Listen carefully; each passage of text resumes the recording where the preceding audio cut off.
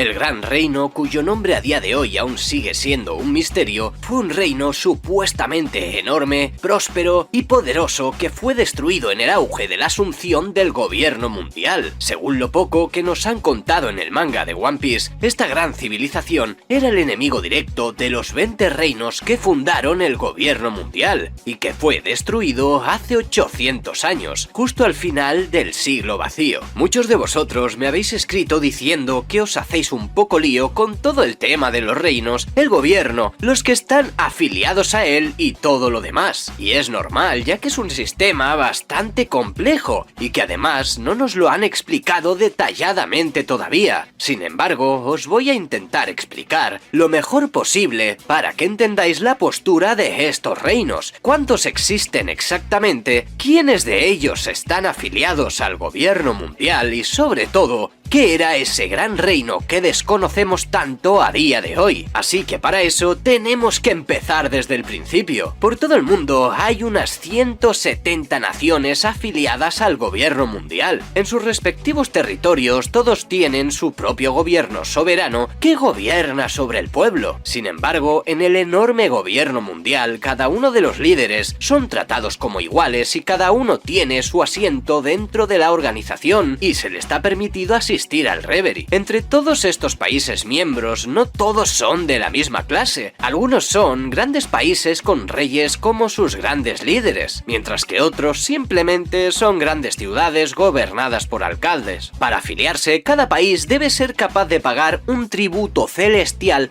como cuota para ser aceptado dentro del gobierno mundial. Es por esto que aquellas naciones que no tengan suficiente dinero y sean incapaces de pagar el tributo, no serán incluidas dentro de esta organización. Un ejemplo sería Sphinx, lugar donde nació Edward Newgate, ya que al ser bastante pobres no pudieron pagar el tributo y no fueron incluidos en el gobierno mundial. Como consecuencia, estos países son ignorados por el gobierno y no reciben ayuda de esta organización en caso de alguna invasión o conflicto que ponga en riesgo la estabilidad interna de estas naciones. Se desconoce cuánto puede garantizarse a cambio de servicios ventajosos para el gobierno, ya que el reino de Vodka podría haber participado gracias a la entrega de Kaido, pero no se sabe si al final sí que estuvieron afiliados, dado que Kaido escapó y dicho reino no tiene representación en la actualidad. Sin embargo, el gobierno puede cortar lazos con cualquier nación cuando lo estime conveniente, ya sea porque representen un peligro para el gobierno o porque apoyen alguna organización criminal. Después de los acontecimientos del arco de Whole Cake, el gobierno se desvinculó por completo del reino del Germa, expulsándolos del Reverie debido a su intento de aliarse con los piratas de Big Mom, y en casos extremos son capaces de destruir una nación y borrarla de los registros oficiales. Esto se demuestra, por ejemplo, cuando Immu destruyó el reino de Lulusia por unirse a la revolución de las 8 naciones y refugiar a Sabo, quien expuso además que el trono vacío estaba ocupado por alguien. En todo este embrollo están los reinos que sí están afiliados al gobierno mundial. No voy a nombrarlos todos porque son más de 40, pero os los dejaré en pantalla si queréis pausarla y echarles un ojo. La mayoría ya los conocéis. Sin embargo, en todo esto tenemos que hacer una separación aquí, ya que os he hablado de los reinos actuales que están afiliados al gobierno, es decir, los que pagan ese tributo para formar parte de esa alianza, y así no tener problemas con los demás. Aunque Lulusia, por ejemplo, se estaba revelando últimamente tal y como nos lo explican en el manga, pero además, según Dragon, 8 más se están uniendo en pensamiento con él. Sin embargo, estos reinos que os he mencionado, a excepción de 2, no son los que fundaron el gobierno mundial, sino que los fundadores son los que se quedaron en Tierra Santa, es decir, Marie Joyce. Aunque de nuevo es un tema algo caótico. Arabasta formó parte de esta alianza hacia el Gran Reino, pero por algún motivo la familia Nefertari decidió no mudarse a Marie Joyce. Sin embargo, de igual manera, sí es considerada una de las familias fundadoras del gobierno mundial actual. La familia Don Quijote era la que gobernaba el reino de Dressrosa, y estos fueron reemplazados por la familia Riku. Ya sabéis que pasó de por medio con toda la historia historia de Doflamingo. Este volvió a recuperar el antiguo reino de su familia, pero posteriormente, y gracias a Law y Luffy, la familia Riku recuperó su poder en el reino de Dressrosa. Como tal, los únicos reinos conocidos hasta la fecha que fundaron el gobierno mundial oficialmente son estos dos, Dressrosa y Arabasta. Luego se puede especular sobre qué reinos también forman parte del principio de todo, pero como digo, sería especulación, ya que en el manga no han revelado nada más todavía de forma oficial.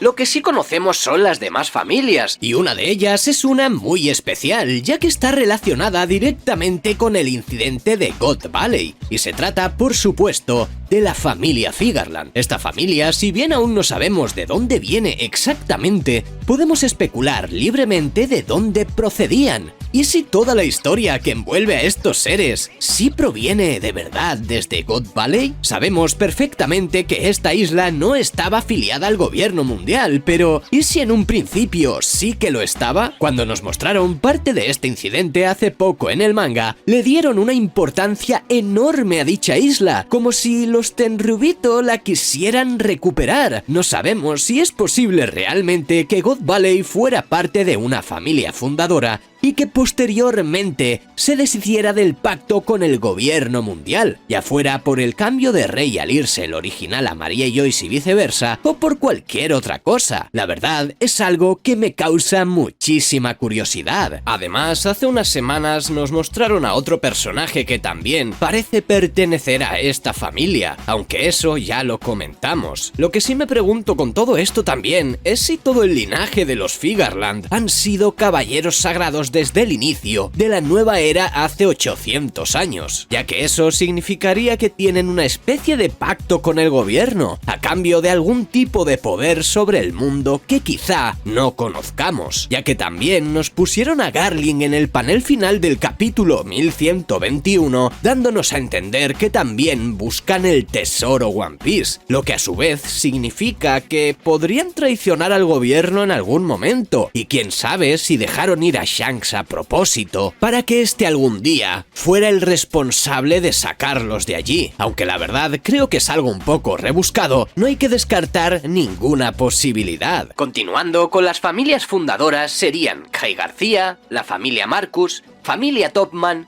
familia Eten Barón y la familia Stipper. Todos ellos son los apellidos de los miembros del Gorosei, quienes obviamente son parte de esas 20 primeras que fundaron el gobierno. También podríamos incluir a la familia de Saint Charles, pero todavía no conocemos su apellido, así que el nombre de esa familia real todavía es un misterio. Sin embargo, conocemos otra familia más, y esa es la familia Nerona. Según nos han explicado en los recientes capítulos del manga, casualmente Imu era el nombre del rey de ese reino hace 800 años, por lo que se está especulando fuertemente, y como es normal, que sea el mismo Imu-sama que conocemos en la actualidad, y que de alguna manera este haya sobrevivido esos larguísimos 800 años, convirtiéndose así de alguna forma en el rey del todo y sentándose en el trono vacío. Además, el propio Gorosei lo idolatra como el creador. Sin embargo, de nuevo y por desgracia, todo esto es especulación de Ivankov y del fandom, según lo explicado en el 1086. Sin embargo, algo que me gustaría remarcar y que lanzo como pregunta es: ¿crees que Mihawk pertenece a esta familia? Tiene exactamente los mismos ojos que Imu, con círculos que rodean su pupila, y originalmente en el manga de color rojo también. Yo sí lo creo, ya que el personaje de Mihawk tiene una importancia tremenda en esta historia, y tendría sentido que para colmo fuese pariente del rey del todo, y que nos lo explicaran cerca del final de la obra. Además, Mihawk tiene un poder, digamos,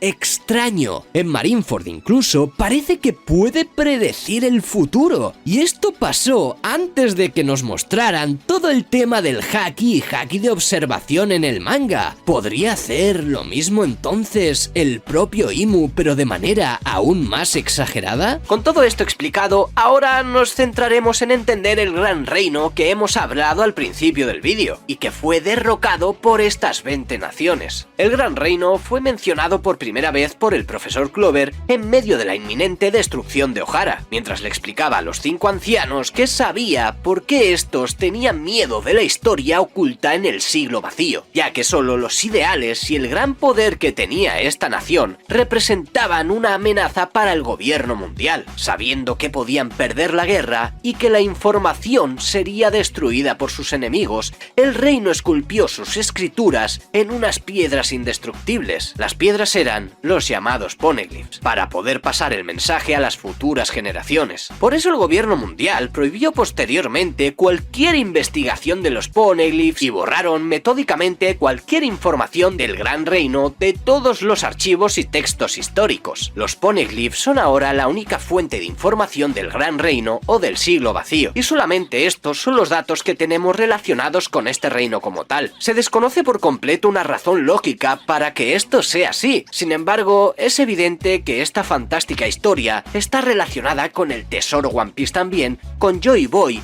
y el propio Rey del Todo, formando así un cóctel perfecto para ofrecernos una experiencia inigualable a cualquier otro manga publicado, haciéndonos sentir una curiosidad tremenda por todo lo que acontece en esta gran historia, que además estoy seguro que cuando la conozcamos al completo nos dejará estupefactos. Esto solo lo puede hacer un solo manga. Su nombre es One Piece. Y bueno, nakamas, hasta aquí llegaría el vídeo de hoy. Os dejo 2 vídeos que os van a interesar, así que no dudéis en echarles un ojo. Recordad suscribiros, compartir y comentar. Un saludo y hasta la próxima.